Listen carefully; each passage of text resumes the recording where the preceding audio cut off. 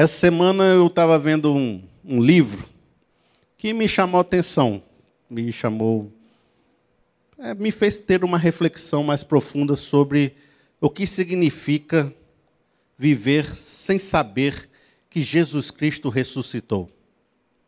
E o livro era de uma moça que se envolveu com uma seita.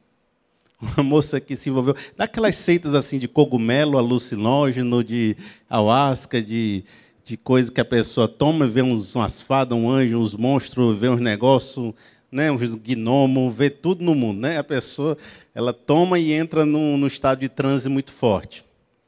E ela entrou nesse negócio. E foi... Quando entrou, a seita era pequena e parecia muito leve, foi crescendo, foi aparecendo os rituais, as maluquices, as doideiras, e todo mundo botava uma coisa nova e ficava aquela salada mista de um bocado de coisa.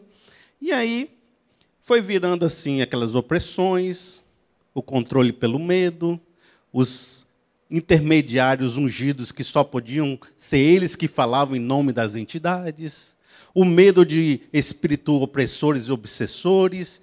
Daqui a pouco, quando você menos espera, a pessoa está vivendo um conjunto de religiosidade escravizante, medo do que pensar, do que fazer, de como fazer, se purificando a toda hora para ficar limpa, mas nunca fica limpa porque tem que se purificar de novo, e nunca fica limpa e tem que se purificar de novo, e fica aquela roda viva. E as pessoas que antes pareciam saudáveis vão se mostrando líderes de déspotas, né? Pessoas querendo poder, vaidade, dinheiro, os sacrifícios ficam maiores. Até que ela estava tão escravizada, que um dia ela precisou se libertar disso. Só que o livro não é cristão, o livro é de outras vertentes. E por isso eu leio de tudo, eu gosto de ver pensamento de todo jeito. E o que libertou ela foi ser mais cética.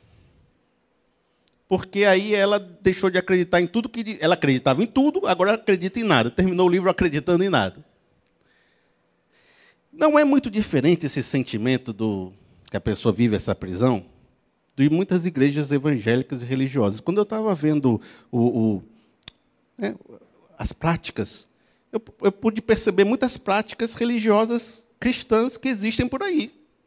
Com medo, com pressão, com líderes ungidos, com rituais de 7 encontros, 7 campanhas, até se purificar, para depois voltar de novo, para botar sacrifício, para ganhar alguma bênção, e para cuidado com os espíritos obsessores, os espíritos das encruzilhadas, os espíritos não sei de onde. Então, tudo parece que a fórmula é a mesma. Muda o nome, muda o cogumelo, né? E a fórmula fica a mesma. E as pessoas se prendem nesse negócio. Nessa seita ou religião evangélica, muitas vezes Cristo não ressuscitou. Não temos acesso à graça, estamos sujos, não temos perdão de pecados, temos que nos purificar com rituais e sacrifícios, temos que ter intermediadores sacerdotais. Quando Cristo não ressuscitou, você não tem livre acesso a Deus, você não tem um perdão de pecados, você não tem a presença do Espírito Santo contigo, você não sente paz, está sempre correndo atrás de alguma coisa. Nessa religião, Cristo não ressuscitou, não completou a obra. É interessante que depois, quando ela ficou cética de tudo, estava passando num carro, um táxi, aí a filha olhou assim para uma igreja, uma cruz, na frente da igreja. A filha estava inocente. Mãe, o que é aquilo? E ela não queria nem explicar para a menina, para não botar uma ideia errada na menina já da cruz. Mas ela começou a fazer uma reflexão que o símbolo maior de uma igreja, por exemplo, é um Cristo crucificado. É um Cristo morto, uma violência ostentada. Estava cética e começou, né? Aí foi dizer o seguinte: o Cordeiro de Deus, ela escreveu, morreu, não salvou ninguém, porque ele morreu. Porque mataram alguém que tentou salvar a gente. Ela começou a olhar a perspectiva de que Jesus não salvou ninguém porque morreu. Porque está na cruz. Olha a cruz estampada ali da violência. E ela começou a dizer que ela não era feliz de ser cética também. Ela estava melhor do que aprisionada.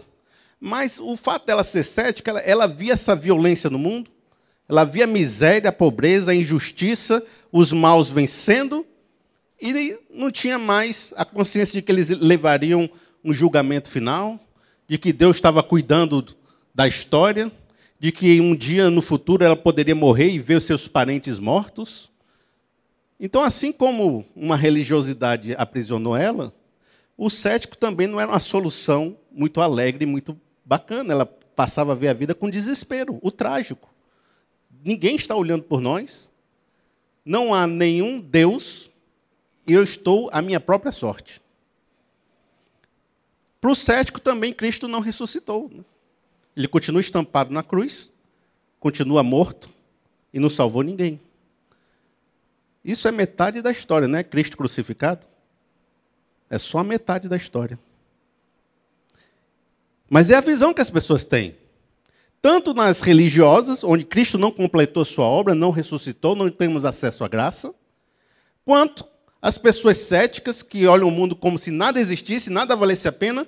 Cristo foi um cara legal, que viveu e morreu crucificado. E nada mais que isso.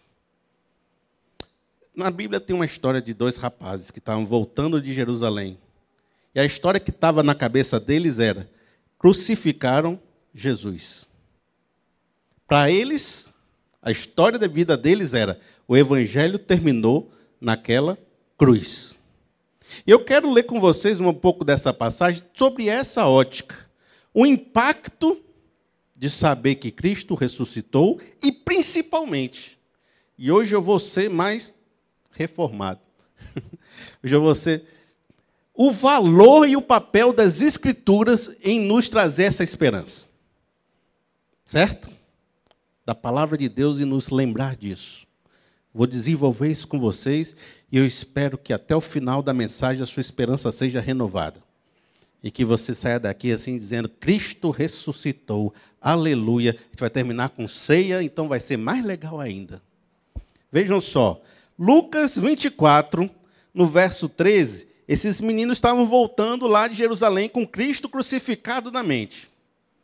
Naquele mesmo dia, 2 deles estavam indo para um povoado chamado Emaús, a 11 quilômetros de Jerusalém.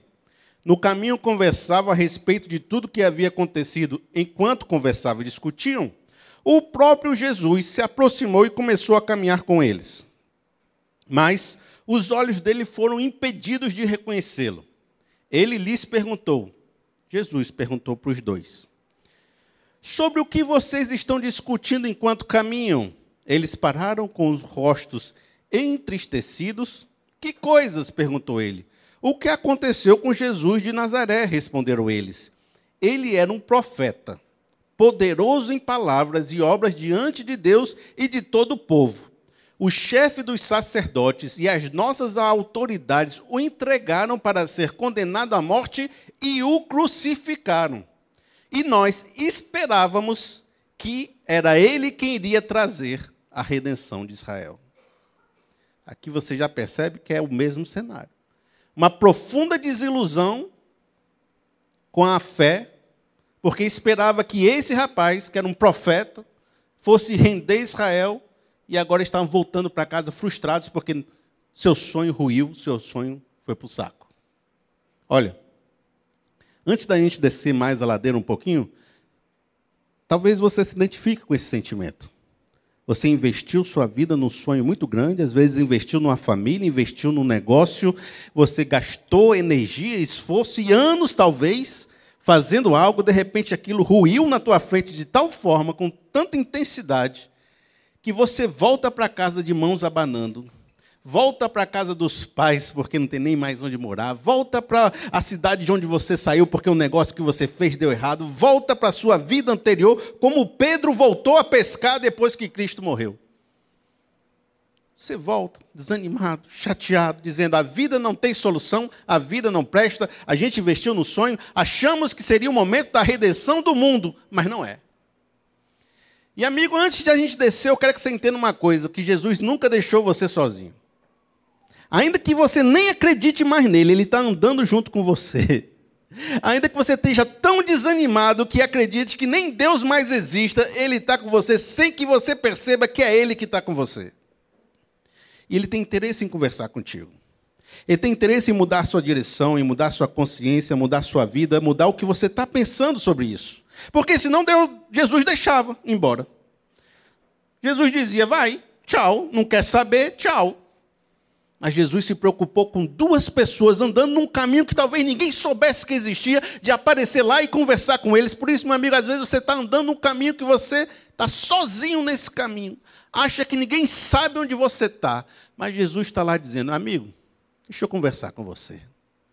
E de outra forma é isso. Desesperançado, porque essa é a conversa do mundo todo. Jesus foi um profeta. Jesus foi um cara legal. Jesus foi um cara tão bom que as autoridades mataram ele. Mas é só isso. Toda a esperança que tínhamos nele é que esse Cristo foi crucificado e acabou. Acabou a graça, acabou o perdão, acabou esse evangelho. Estamos sujeitos de novo a esses mestres da lei, a esses líderes, a esses sacerdotes religiosos. Estamos sujeitos de novo a nossos rituais de sacrifício de pombos, né, sacrifício de cordeiros, sacrifícios no templo. De novo, voltou tudo aquilo que a gente imaginou que ia acabar. Não foi? Mas aí, Jesus começa uma conversa. E olha só o que Jesus responde para esse pessoal.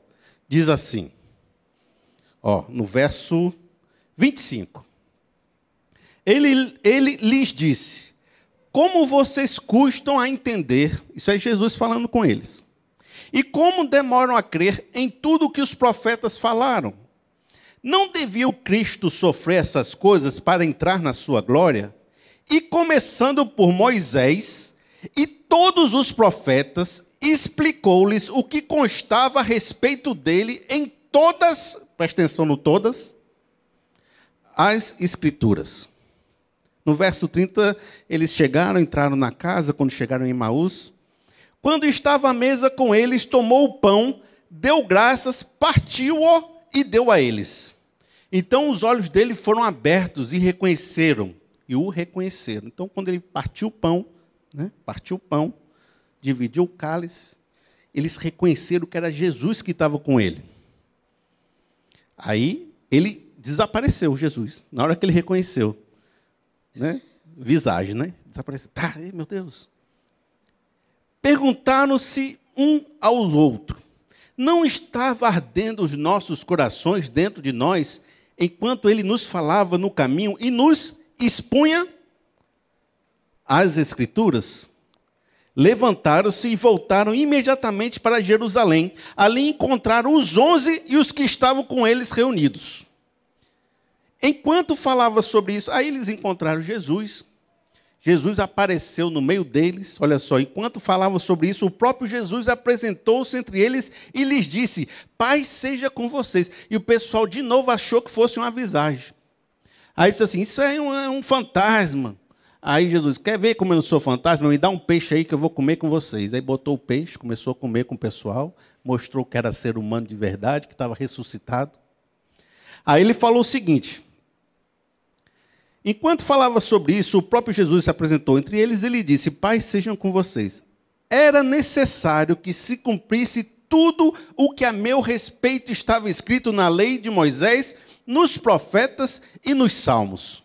Então lhes abriu o entendimento para que pudesse compreender as Escrituras.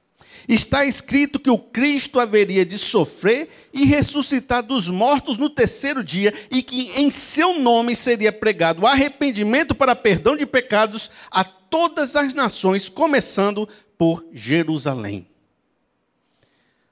Qual foi o remédio que Cristo deu para os seus discípulos que estavam desanimados com a crucificação? Como Cristo identificou qual era o problema daqueles dois? Qual era o problema? Por que esses dois estão tristes?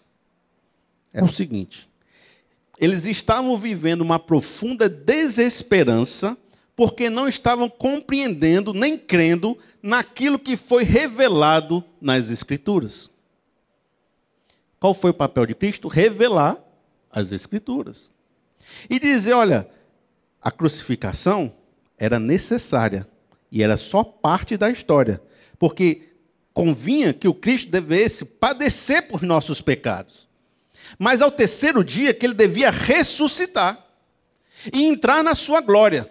E esse processo provocou e promoveu o perdão de pecados, que agora deve ser anunciado em Jerusalém e por todo o mundo. Por isso, a crucificação é, antes de tudo, uma boa notícia, porque, junto com ela, tem toda uma história de restauração, de ressurreição e de redenção do homem. E se a crucificação não tivesse existido, ainda estaríamos em nossos pecados. Interessante foi ele ter que ele usar a Escritura para explicar isso. Ele entendeu que a Escritura, e você observa que toda a Escritura, ela tinha uma coerência do começo ao fim. Ela tinha um plano do começo ao fim, e que esse plano ainda estava na metade. E aquele pessoal não entendia isso, porque voltou na metade da história. E, amigos, aqui também vou abrir um parêntese para você. Você está desanimado? Voltando para casa triste?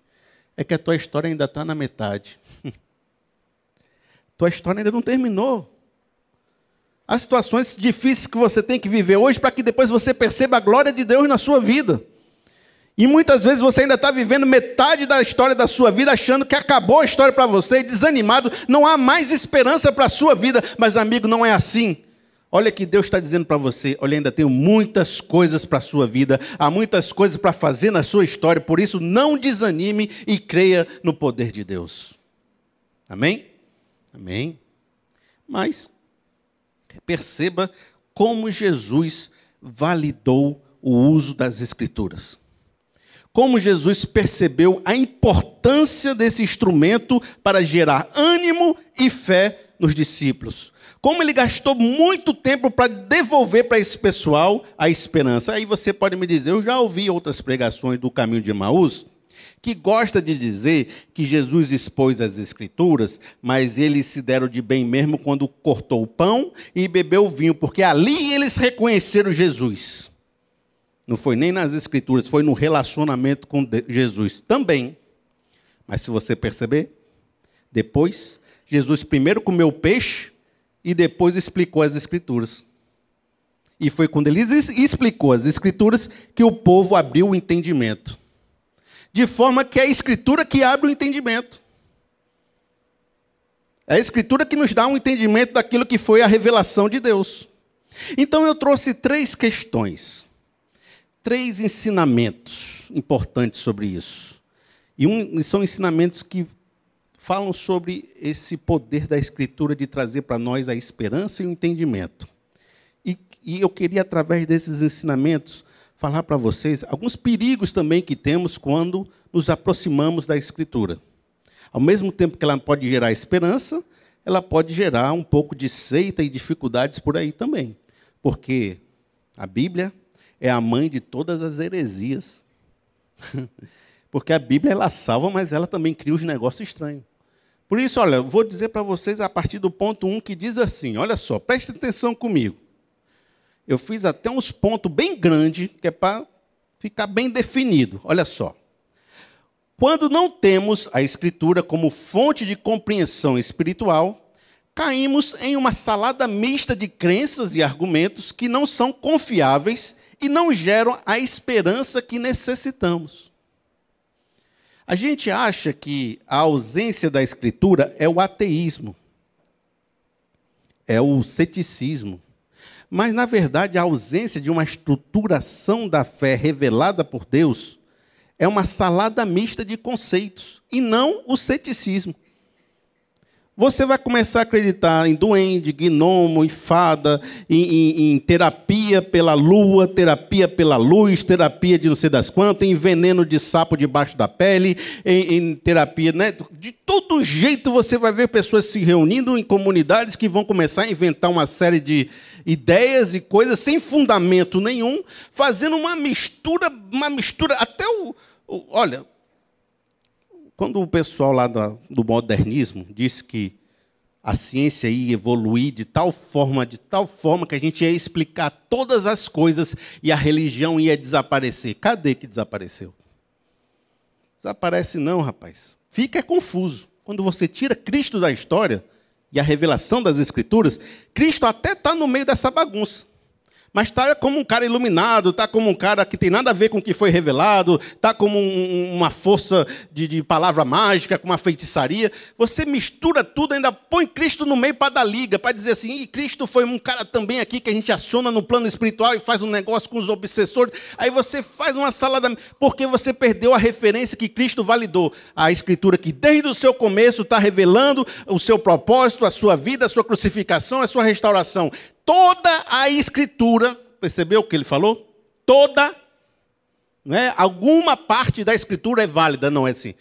Toda a Escritura revela o meu propósito. O caminho ideal para você entender a revelação de Deus é o quê? A Escritura.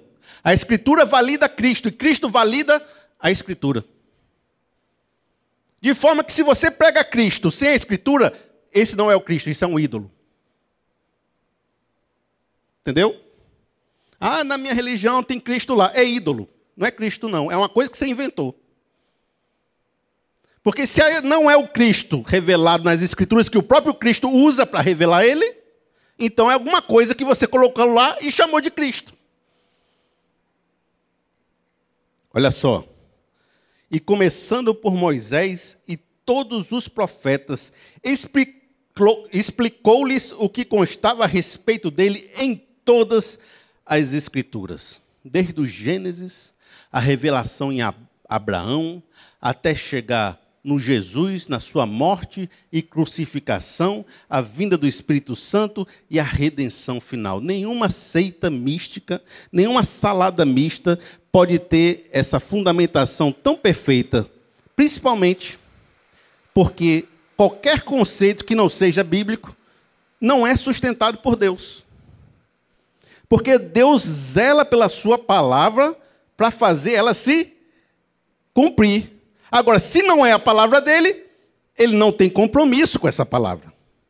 Por isso, se você quiser acreditar em alguma abobrinha, Deus não tem compromisso com a tua fé na abobrinha. Só é fé se for fé naquilo que ele disse.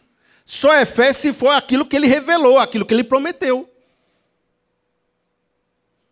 Por isso a Escritura ela nos traz esperança. Mas qualquer coisa misturada, confusa, não tem o poder de lhe dar a esperança nas promessas de Deus. Segunda coisa, que a gente pode fazer uma reflexão sobre o poder das Escrituras para nos trazer esperança. Quando nos aproximamos da Escritura, não devemos relativizar suas verdades e princípios, pois vamos criar uma revelação manca que não revela Cristo e não produz esperança. O que é isso? É porque a gente vive no pós-modernismo. O modernismo dizia que tinha uma verdade. Você tinha que estudar a Bíblia e encontrar essa verdade, né? Já o pós-modernismo, ele se aproxima e mais ou menos diz assim, é verdade aquilo que eu achar que é verdade. É mais ou menos isso. Se eu senti paz no coração, então foi verdade. Se eu não senti, então não foi. Se coube na minha maneira de ver o mundo secular, se coube no meu desejo sexual, se coube na minha vontade, no que eu acho que Deus deve ser, então está valendo essa página da Bíblia. Se essa outra página da Bíblia não coube, não é legal, não mostra a Deus como eu gostaria que ele fosse, então vamos rasgar essa página da Bíblia, porque não cabe na minha interpretação. Bota aqui. Aí, então, assim, essa outra Deus é legal, então essa aqui fica, certo? Aí essa outra aqui, não, rapaz, essa aqui Deus ficou meio, não, tira, põe aqui no lixo de novo. Pô. E aí você vai criando a sua própria Bíblia, né? Você diminui tudo aquilo que você não quer que a Bíblia diga e aumenta tudo aquilo que você quer que a Bíblia diga. Você relativiza algumas coisas e fortalece outras para você criar o seu Deus ídolo que diz o que você quer dizer, aprova o que você quer aprovar, faz o que você quer que ele faça. Aí o relativizador, ele vai dizer que nada na Bíblia presta, porque só o que ele diz presta. Entendeu? Não, isso aqui foi no passado, não vale mais hoje. Ah, isso aqui é porque, na verdade, não é assim. Ah, e o cara vai botando minhoca na tua cabeça. No fim, só o que presta é o que ele diz. Ele é a medida da interpretação de todas as coisas. Todo mundo está errado. A igreja está errada, você está errado, a teologia está errada, a faculdade está errada. Tudo não presta. Só ele entendeu, 2000 anos depois. Ele foi iluminado porque ele é bom, ele sabe. Por trás de toda relativização existe um narcisista. É o cara que acha que descobriu a pólvora. Eu entendi, eu interpreto, eu sei. Vê num texto de um cara que está relativizando tudo, quantas vezes ele fala eu.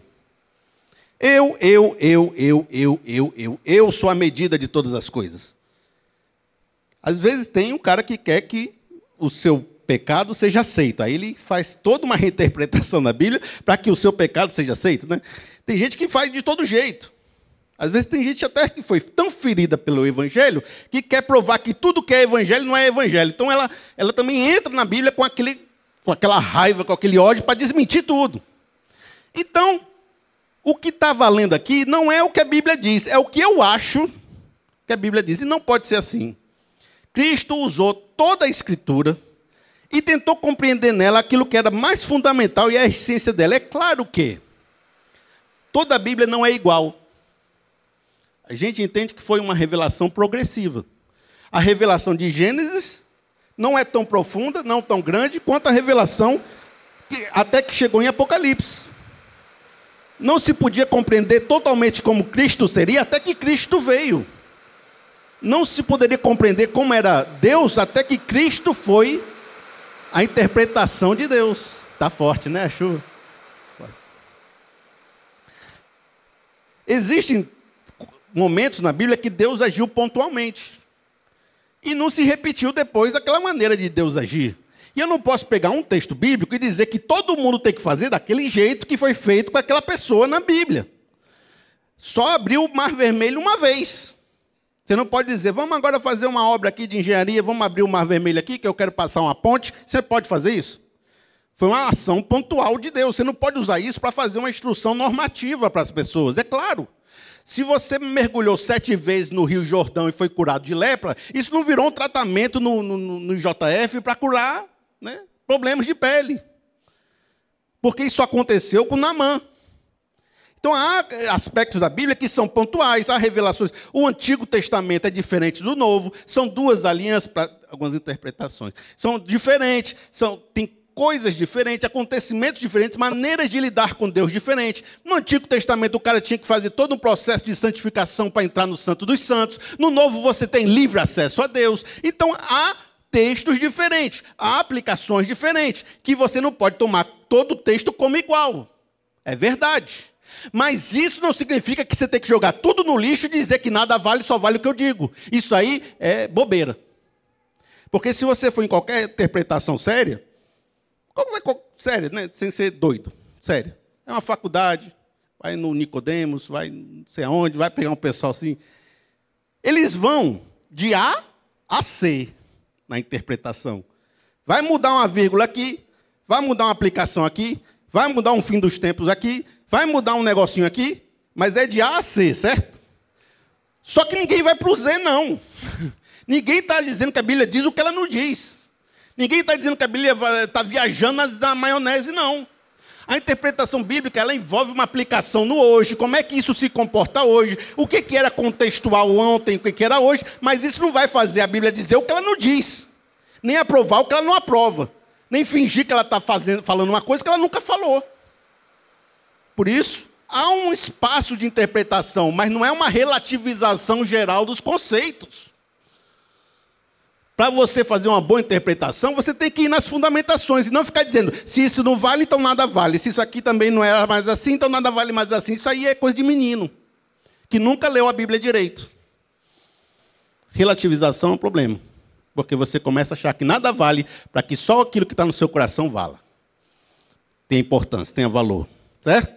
Isso é um problema. Um problema quando a gente se aproxima da palavra de Deus, a gente tem esse problema.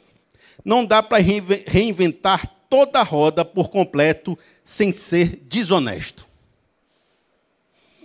Olha, a Escritura deve ser lida com humildade. Isso é uma coisa que eu faço. Quando comecei a estudar a Bíblia, eu vi vários problemas diferentes, né? Várias interpretações diferentes. Na minha cabeça surgiu várias ideias sobre o que eu achava do texto, ou o que eu não achava do texto. Eu comecei a olhar alguns textos debaixo de alguns tipos de visões e pensei que talvez eu estivesse mudando o significado daquele texto. Será que eu faço isso? Será que eu não faço? Eu me enfrentei com um bocado de questões no coração quando eu fui ler a Bíblia. Eu vou dar um conselho para vocês que eu faço.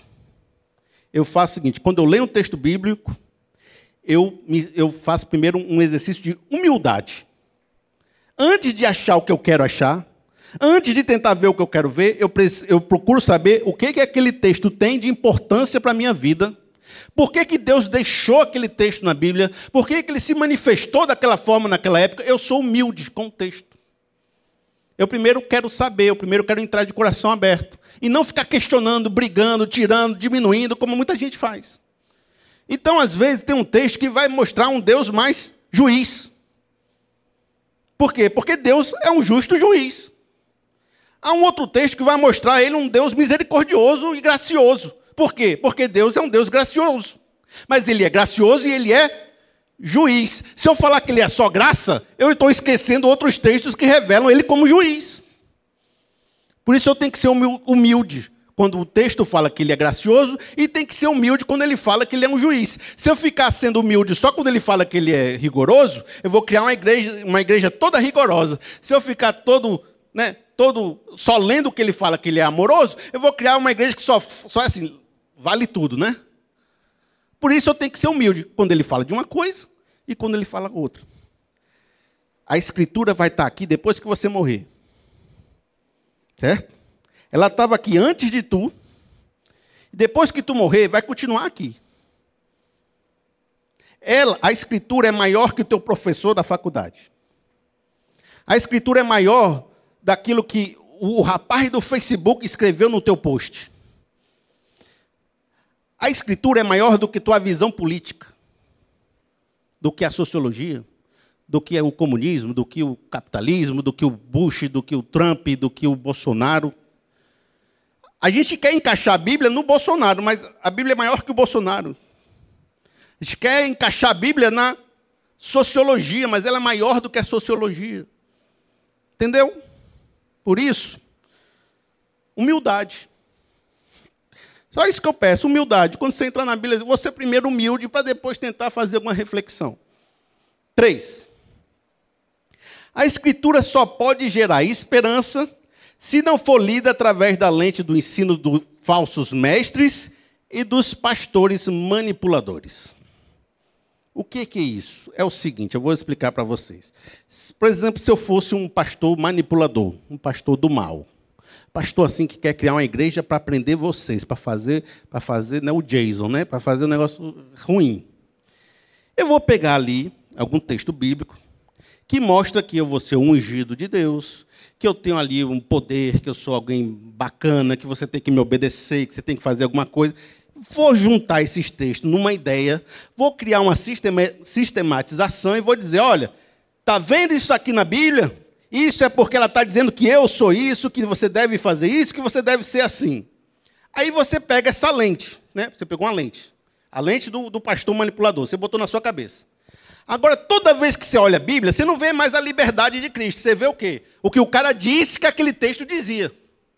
Você não está mais lendo a Bíblia, você está lendo o que o cara disse que a Bíblia diz. Entendeu o que eu estou dizendo? Olha só, vou dar um exemplo. Você foi visitar o seu amigo. Aí seu amigo disse assim, quando você chegar aqui em casa, essa é a rua mais perigosa de Fortaleza.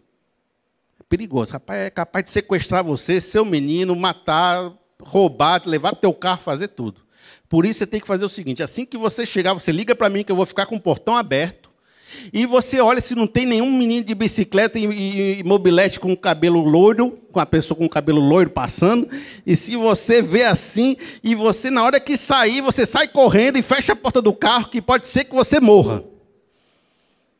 Aí você foi para a casa do seu amigo, porque se você conseguiu passar do seu medo inicial, você foi na casa do seu amigo. Aí você ficou desesperado, meu Deus, está vendo um menino ali, tá, não sei o quê, abre a porta, você sai correndo e entra. Sofri um livramento, escapei do mal. Mas aquela rua era tranquila, era pacífica, não tinha nada disso. Mas na sua cabeça, você nem viu o perigo, você nem viu o assaltante, você nem foi assaltado, mas na tua cabeça você foi livre de um mal grande que aconteceu, porque o cara disse para você que ali era perigoso. Você vê a passagem, não vê nada, mas o cara disse, você acredita. Entendeu?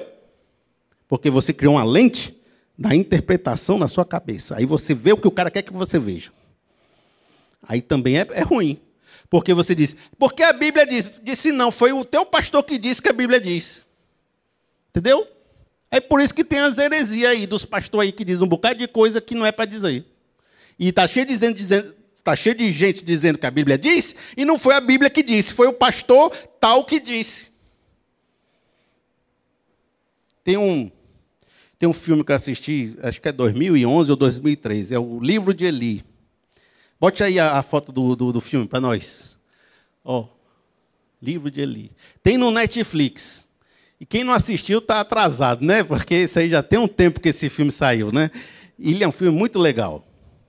Está num mundo pós-apocalíptico, um mundo assim, tudo se acabou, não se explica muito direito no filme. Foi uma guerra causada pela religião também.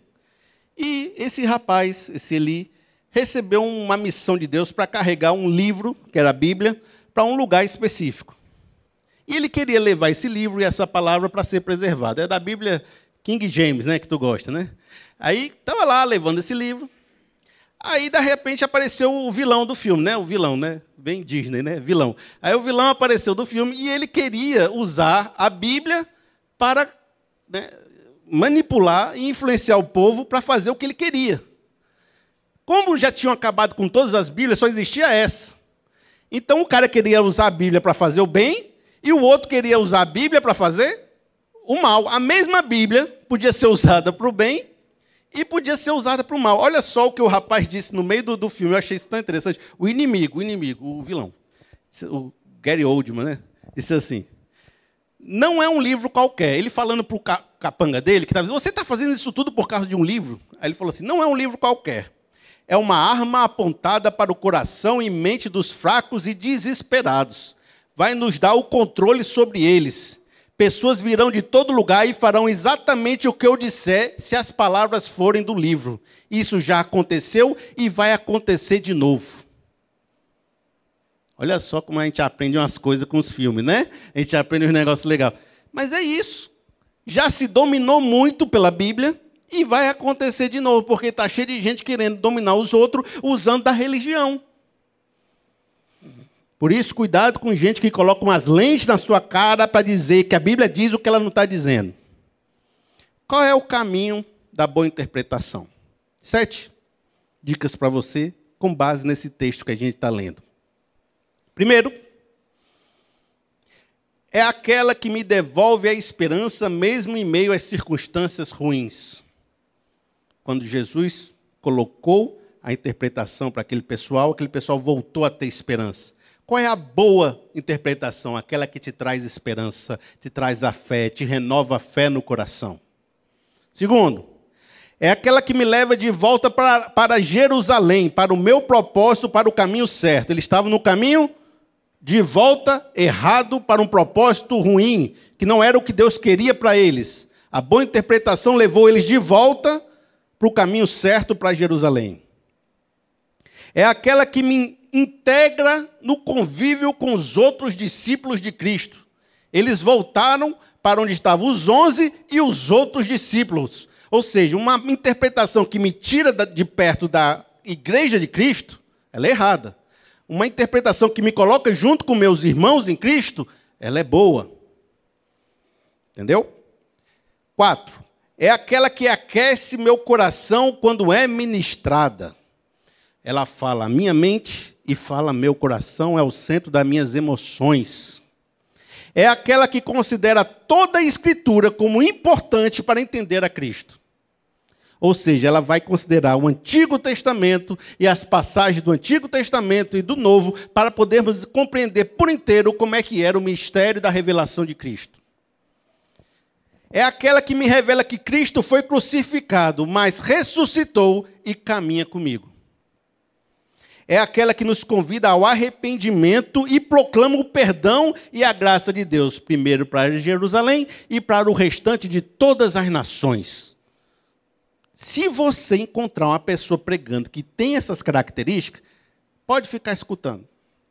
Se você leu a Bíblia e entendeu mais ou menos isso, amém, você está no caminho certo. Agora, se você vê uma pessoa falando tudo contra isso aí que eu falei, Não escute, não. Deixa para lá. Deixa o cara falando sozinho. Ah, não é para ir vir para a igreja, não é para estar com os irmãos, não é para ter comunhão, não é para acreditar que Jesus era Deus, não é para acreditar no perdão, não é para acreditar na graça, não é para... Quando o cara fala tudo essas abobrinhas aí, a Bíblia não vale, essa passagem não vale, só vale aquilo que eu acho que vale. Quando você vê tudo isso aí, abobrinha, esse cara não vale a atenção, não vale a energia gasta. Você pode escutar porque é teu amigo, você pode dar um abraço, mas não vale. Não é uma boa interpretação. Uma boa interpretação é aquela que me traz mais para perto de Cristo, me faz entender quem é Cristo, aquece meu coração, me devolve a esperança, me bota junto com meus irmãos, me põe no caminho certo. Entendeu? Quero voltar em 2 versículos que a gente leu agora, para a gente se caminhar para o nosso momento de ceia. No verso 30 diz assim: quando estava à mesa com eles, tomou o pão, deu graças, partiu e deu a eles. Então os olhos dele foram abertos e o reconheceram, e ele desapareceu da vista deles. Eu queria até já chamando a banda para vir aqui, vamos ter uma música especial de ceia agora. Talvez não seja uma música muito conhecida, mas eu queria que a gente vivesse um pouco esse momento e essa reflexão. Quando Jesus partiu o pão, que é um ato que nós vamos fazer agora, eles compreenderam, eles entenderam, suas escamas, sua venda caiu, e eles perceberam que estavam diante de Cristo. Eu queria que nesse momento que essa música tocar, nós vamos fazer um momento de pegar o cálice e pegar o pão. Esse é um momento muito conhecido, que celebra a morte e ressurreição de Cristo e a sua volta até que Ele venha, né? Celebra isso, tem essa expectativa, tem essa fé. Durante essa música, eu vou pedir que você venha pegar o seu cálice. Vamos partir o pão e dividir o vinho, né? Pegar o nosso cálice de vinho. Você não precisa vir assim que começar a música. Você pode esperar alguém ir, você vai depois, vai sentindo aí o ritmo. Aí você pega, aí você senta, aí você reflete sobre o que é a cruz de Cristo para você. E, principalmente, o que foi a sua ressurreição e como está a esperança no seu coração. Meu desejo é que durante essa reflexão, e no momento final onde nós vamos tomar o cálice todos juntos, eu vou dar o comando no final, a gente vai tomar todos juntos. Eu espero que Deus venha no seu coração e retire todas as vendas que estão lá. E que você saia assim, com o sentimento de que hoje meus olhos se abriram. Amém?